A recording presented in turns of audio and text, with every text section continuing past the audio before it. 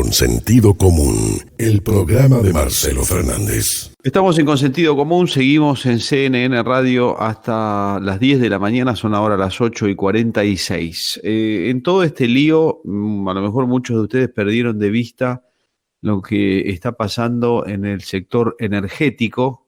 También ha sido una revolución lo que ha pasado ahí, en términos globales, pero también en términos argentinos. Y la verdad que hay que estar muy de cerca del sector para saber cómo está y seguirlo, ¿no? Porque si uno se distrae un poco, lo pierde de vista a dónde está parado hoy Argentina, el mundo, repito, y Argentina en particular, desde el punto de vista energético. ¿Qué habrá pasado con aquello de que Vaca Muerta era un segundo agro para la Argentina? ¿Qué tiene, qué es el barril, el precio del barril argentino? ¿Qué pasa con las energías renovables? ¿Dónde estamos con todo eso? Bueno, quien mejor nos puede ayudar a entender un poco todo esto es Emilio Apud, que es especialista en todo esto y aparte fue secretario de Energía. Emilio, ¿cómo le va? Buen día, Marcelo Fernández, mucho gusto. Buen día, Marcelo, ¿cómo está? Muy bien, por suerte. ¿Nos da una mano para acomodarnos, grosso modo, en términos globales y en términos de Argentina, dónde estamos parados, por favor? Sí, el tema de la pandemia global ha provocado un desplome muy importante de la demanda de energía, ¿no? Entonces, como la matriz energética tiene más de la mitad es hidrocarburo, sacando el carbón, ¿no? O sea, líquidos y gases. Evidentemente todo el mercado petrolero y de gas se redujo muchísimo. Hubo algunas desavenencias entre los dos de los principales productores, que es Arabia Saudita y Rusia, allá por principios de marzo, cuando se habían reunido para bajar la producción de petróleo de manera que el precio no cayera tanto, ¿no? Porque al caer la demanda, si uno mantiene una oferta alta, evidentemente los precios caían mucho. Bueno, no solamente no bajaron la producción, sino que Arabia Saudita la aumentó y con eso se llegó al famoso 20 de marzo, cuando los precios cayeron a casi negativo, ¿no? Por falta de almacenamiento de la producción y falta de mercado y una sobreproducción. En el mercado petrolero se trabaja a futuro, ¿no? Hay compras a futuro y en todos los que habían comprado para el mes de abril, bueno, evidentemente no querían hacerse de ese físico, sino que querían venderlo, y como no había lugar, bueno, tuvieron que llegar a esa cosa tan rara que fue precios negativos que le pagaban para llevarse el petróleo. Sí. Eso a nuestro país lo afectó relativamente, porque si bien nosotros somos productores, no somos exportadores de petróleo. Sí. Entonces, ese precio, si hubiera habido acá todo un mercado que funcionara libremente, nos hubiera beneficiado porque hubiéramos importado petróleo a un precio muy bajo, ¿no? Pero acá por cuestiones internas, ¿no? del gran problema económico que tenemos internamente, el gobierno ha decidido intervenir el sector petrolero, que por naturaleza, bueno, por ley, es libre, ¿no? No es un mercado regulado el petrolero ni el del gas en la parte de producción. Los únicos segmentos de la parte energética que son regulados son la distribución de energía eléctrica y la distribución de gas y el transporte de energía eléctrica, pero la producción de energía eléctrica, la producción de petróleo, la producción de gas son libres, ¿no? Tendrían teóricamente que moverse según las reglas del mercado. Ahora, ¿por qué el gobierno interviene en el precio del petróleo ahora que está bajo y quiere subirlo para no perjudicar tanto a las empresas y a las provincias, está haciendo un barril llamado criollo, un precio local que no tiene nada que ver con el extranjero? Bueno, primero que intervino cuando estaba en $60, ¿no? Lo bajó a 40 y pico, Sí. ¿no? un dólar artificial y a retenciones a las exportaciones de petróleo, que hicieron que bajara. O sea, hubo una transferencia de recursos del sector petrolero a la sociedad o al Estado.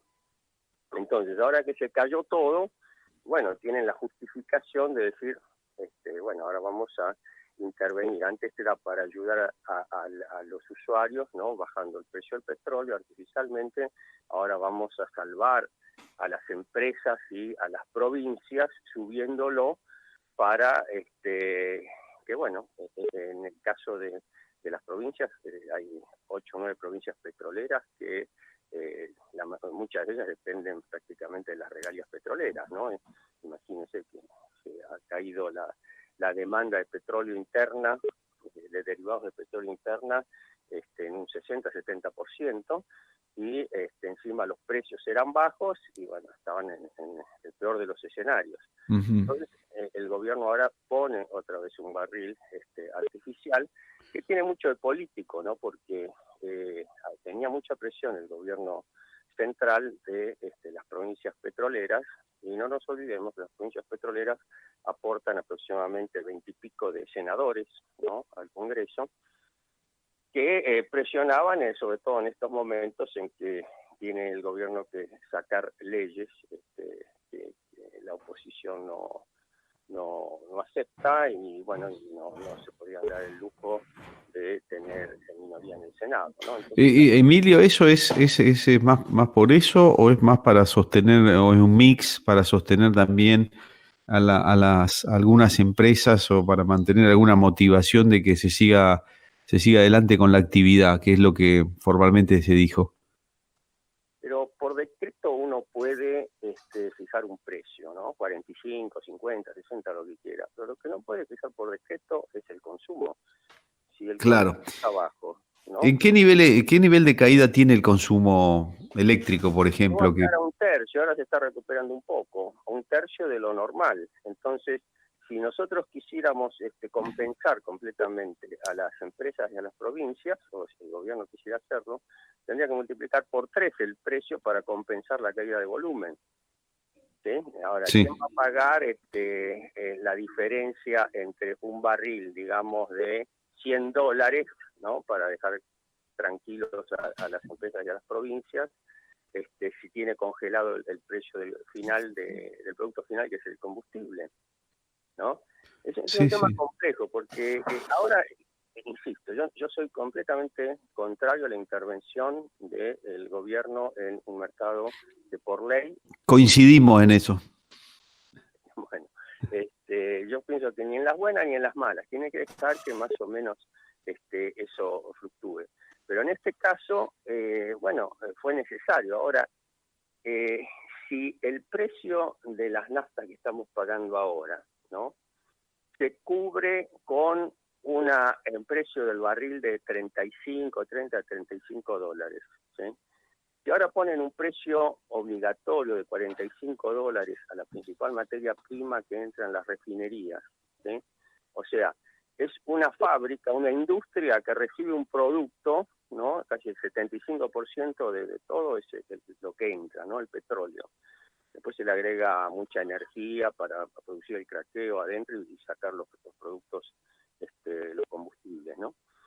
Si a esa empresa usted le pone un precio artificialmente alto, ¿sí?, del insumo, y le congela y le fija el precio de salida, bueno, mucha vida no le queda a esa empresa. Me estoy refiriendo a las refinerías. Las refinerías tienen un margen de refinación determinado, ¿no?, que tiene un punto de equilibrio. Entonces, en un contexto inflacionario, ¿sí?, si no puede actuar sobre el precio de venta de lo que produce, ni sobre el precio de los insumos, que ya está alto, bueno, llega un momento en que esto se hace insostenible, porque las refinerías cierran y uno va a tener que importar, paradójicamente va a tener que importar el combustible, ¿no? Uh-huh. Entonces, son temas que hay que meterlo dentro del análisis, porque yo noto que las decisiones que se toman a veces son un poco irresponsables porque no se miden las consecuencias, ¿no? Sí. Normalmente los ingenieros y bueno, que trabajamos en proyectos usamos mucho la relación beneficio-costo, ¿no? Acá yo veo muchísimo beneficio cortoplacista, ¿no? Pero un costo altísimo a mediano y largo plazo, porque con estas señales, ¿no? De idas y venidas, bueno, lo más probable es que ahora se vaya produciendo lo mínimo para abastecer a nuestro mercado, que está bastante deprimido, pero no hay inversiones para ampliar la producción y acompañar una demanda o un rebote de la demanda después de la pandemia, de los resultados de la pandemia. Entonces yo veo un escenario el año que viene con mayor importación de gas. Eso significa tener divisas constantes y sonantes, ¿no? O sea, dólares, para pagar los barcos que vienen con gas natural licuado. Otra vez empezar a quemar dólares para importar energía.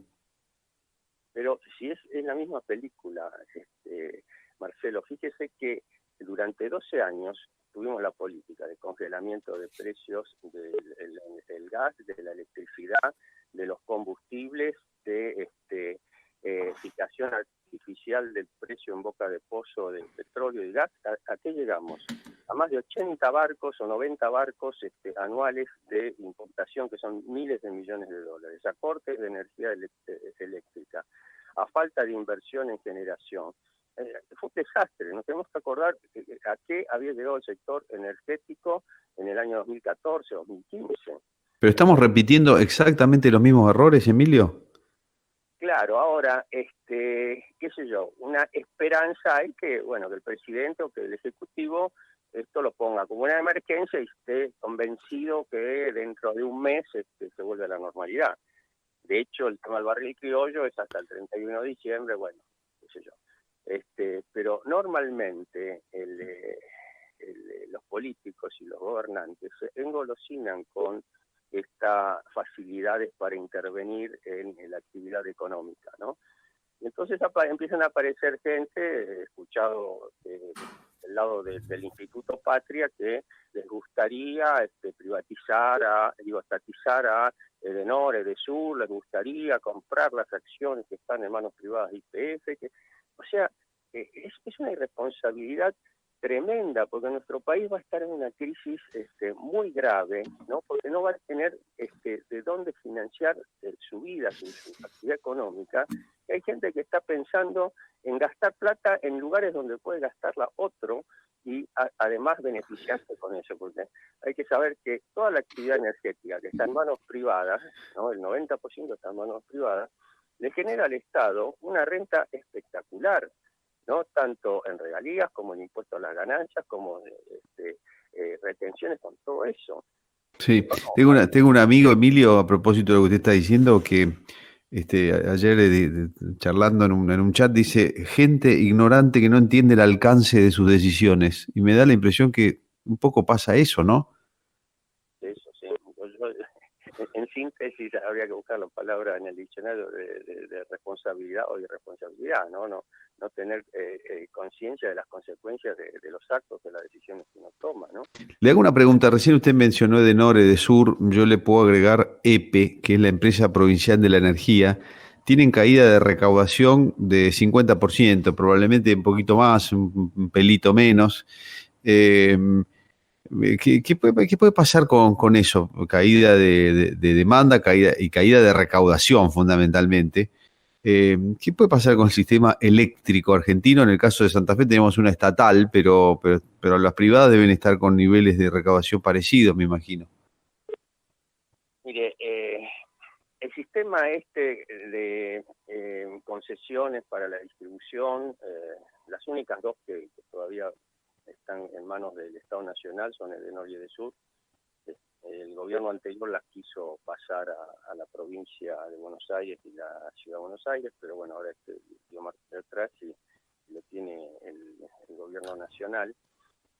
Son concesiones de largo plazo y tienen un mecanismo, ¿no? Que son la revisión tarifaria integral, el compromiso de inversiones, etcétera, que funcionó bien durante muchos años, ¿no? Funcionó bien hasta el año 2001, 2002, que después se intervino y se congeló. Para eso están los entes reguladores, etcétera. Pero ¿qué pasa cuando uno congela la tarifa? Cuando el gobierno congela la tarifa, le da todo el derecho a la empresa concesionaria a no hacer las inversiones que se había comprometido, porque es un contrato entre las partes. Vos me das el dinero para funcionar y yo hago las cosas y si no me sancionás. Cosa que había pasado hasta el año pasado, se le ponían multas terribles a las empresas, ¿no? Cuando no cumplían. ¿Por qué? Porque estaban cobrando una tarifa de equilibrio pactada entre ambas partes, entre el Estado y ellos. Ahora, si unilateralmente dice el Estado, no aumento más en un contexto inflacionario de más del 50% anual, bueno, primero se empiezan a bajar, lo llama el CAPES, el capital para inversiones, ¿no? Y empiezan a caer las inversiones y después el deterioro en el mantenimiento y terminamos con los cortes programados o no programados que tuvimos hasta hace poco. Eso es lo que vamos a empezar a ver, es decir, el sistema de distribución requiere no solamente un mantenimiento de las redes y modernización de las redes, sino expansión de las mismas porque el consumo va aumentando permanentemente. Hay lugares que es todo electricidad, ¿no? Se están haciendo edificios que el gas no está eléctrico. En otros hay mucho gas, etcétera. Todo eso el concesionario tiene la obligación de satisfacerlo en tiempo, forma, precio, etcétera. Pero cuando se rompe ese equilibrio, se acabó, ¿no? Entonces quedamos a la deriva. Entonces, en el corto plazo estamos todos contentos porque encima lo pone como una virtud el gobierno. Hemos congelado el precio de los combustibles, hemos congelado ahora hasta fin de año las tarifas y vamos a congelar esto. Pero eso en algún momento explota, alguien lo tiene que pagar. ¿Y quién lo paga? Y bueno, el que menos tiene con un boom de la inflación, ¿sí? Y los que producen con cargas más impositivas. Y bueno, ahora, en el corto plazo, todos contentos. En el mediano o en el largo, pero eso en términos generales es así. Ahora, en este contexto particular es mucho peor, Emilio, porque acá están recaudando la mitad de lo que recaudaban antes, y van a tener menos incentivo a invertir, pero a invertir lo que no tienen. O sea, viene un panorama, rápidamente viene un panorama de otra vez, como usted decía recién, otra vez cortes, otra vez inestabilidad en el servicio, empezamos otra vez a los ponchazos pronto entonces. Yo por eso creo que en ese dicho de la necesidad tiene cara de hereje, ¿no? La situación tan crítica que va a estar el país después de la pandemia y después del acuerdo con los bonistas, etcétera, pienso que va a hacer que prime la racionalidad, ¿no? Y no esta gente dogmática, que yo veo la usina de todo eso en este Instituto Patria, ¿no? O sea, de parte del kirchnerismo más puro, ¿no? Y a mí me parece que se va a imponer la racionalidad, que es parte del gobierno y la oposición, que van a decir, bueno, muchachos, dejémonos de fantasía, ¿cómo se te ocurre promover la estatización de empresas cuando no tenemos ni un solo peso? Y además hay funcionarios que son demasiado, yo diría, no sé, irresponsables, ¿no? El caso de el secretario de Medio Ambiente, ¿no? Abiertamente tirarse en contra de la fractura hidráulica de Vaca Muerta, de la mega minería, etcétera, en un momento en que tendríamos que estar tratando de pedirle a los potenciales inversores, decirle que nos vamos a portar bien, que esto es transitorio, etcétera, ¿no? Esas declaraciones no ayudan mucho, ¿no? Porque incluso, no sé si se enteró del tema de Cabandí, que fue allá al yacimiento de YPF, no, la zona de Vaca Muerta, ¿no? Y vio que había piletas con petróleo, pero es lógico, es la operación lógica, y que hacen las perforaciones con agua a presión, pero es lógico. pero además está invadiendo jurisdicciones que no le corresponde, porque esa es una jurisdicción provincial. El tema ambiental en ese sector lo tiene la provincia y lo controla muy bien. A las empresas las está controlando permanentemente y las empresas tratan por todas formas de no escatimar esfuerzos en el tema ambiental, porque es un tema muy sensible a la sociedad y que puede ir en contra de su negocio, ¿no? Bueno, esa es una pildorita que agrega más incertidumbre, ¿no?, a un sector que sigo yo pensando que es el futuro de la Argentina, que es vaca muerta. El tema es que no lo podemos dejar para dentro de 50 años. Claro, claro. En 8 o 10 años lo tenemos que poner en valor, si no después va a ir perdiendo valor, porque va a ser imparable la presión de la sociedad mundial ante sus dirigentes en cada uno de los países, ¿no?, por evitar gases de efecto invernadero, ¿no? Y como todos sabemos, uno de los principales gases de efecto invernadero es el anhídrido carbónico, que lo produce la combustión de derivados del petróleo, ¿no? Sí, sí, sí. Entonces, yo creo que esta cuestión a vaca muerta puede postergar en meses o un año o algo así la puesta en marcha de esto, pero es un proyecto que hay que olvidarse del corto plazo. Hay que buscar llegar a un acuerdo entre las fuerzas políticas más importantes, de manera de aventar el riesgo que tiene un inversor de decir, bueno, fenómeno, me parece bien lo que dice este gobierno, pero en el año 23 viene otro tipo y me cambia completamente la regla de juego, y cómo respondo a mis accionistas, cómo recupero mi inversión, que son de capital intensivo y que son de larguísimo plazo, ¿no? Entonces hay que buscar políticas de Estado por un lado, dar señales de sensatez en la cuestión macro, ¿no?, y reglas de juego que a lo mejor, si es un gobierno más populista, no las va a ser tan atractivas, vendrá menos gente, pero ya sabe a qué atenerse el inversor cuando viene, ¿no? Cuando un tipo va a Nigeria, sabe cuáles son las reglas de juego y sabe que van a respetar, que por más que sean gobiernos dictatoriales o lo que sea, al inversor lo que le interesa es tener el menor riesgo posible en la inversión que hace. El único riesgo que le gustaría asumir es el empresario, el riesgo minero, el riesgo de no sacar el petróleo que quería, pero no los riesgos países. Los riesgos países hay que ir eliminándolos. Y acá, por eso creo que la dirigencia política tendría que buscar un único discurso y un discurso atractivo, porque para que Vaca Muerta pueda generar la riqueza, ¿no?, al país que tiene, ¿no?, hacen falta inversiones del orden de los 10.000 millones de dólares anuales en forma consecutiva, ¿no? Y eso hoy es una utopía, pero de aquella, ¿no? Porque No, claro. Ciencia ficción pura, Emilio, hoy. Sí, Le agradezco mucho, Emilio. La verdad que nos ha dado una muy buena mano para tratar de entender a dónde estamos parados. No necesariamente nos quedamos despreocupados, casi todo lo contrario, pero atentos a ver si estas medidas son excepcionales o están para quedarse. Bueno, me alegro que les haya interesado.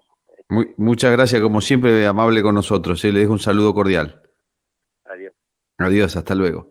Hemos conversado con Emilio Apud, es por supuesto un experto en cuestiones energéticas, fue secretario de Energía de la Nación, dicho ya de paso, y bastante detalladamente nos contaba un poco dónde estamos parados. Me parece que la clave de todo esto es saber si estas medidas que está adoptando el gobierno nacional son excepcionales, podrían serlo, ojalá y así fueran, o están para quedarse. Si estuvieran para quedarse, acá nos estaríamos metiendo otra vez en la misma película que vivimos en el gobierno de Cristina Fernández, con todo lo que ya sabemos sucedió, salida de dólares para pagar importaciones de barcos, más allá de los barcos que nunca llegaron. Sería un problema, además de energético, económico, con por otra parte, todos contentos en el corto plazo porque pagamos muy poco la luz, pero con cortes y con inestabilidades en el servicio que ya también las conocemos, ¿eh? Un poco podría ser esa la conclusión.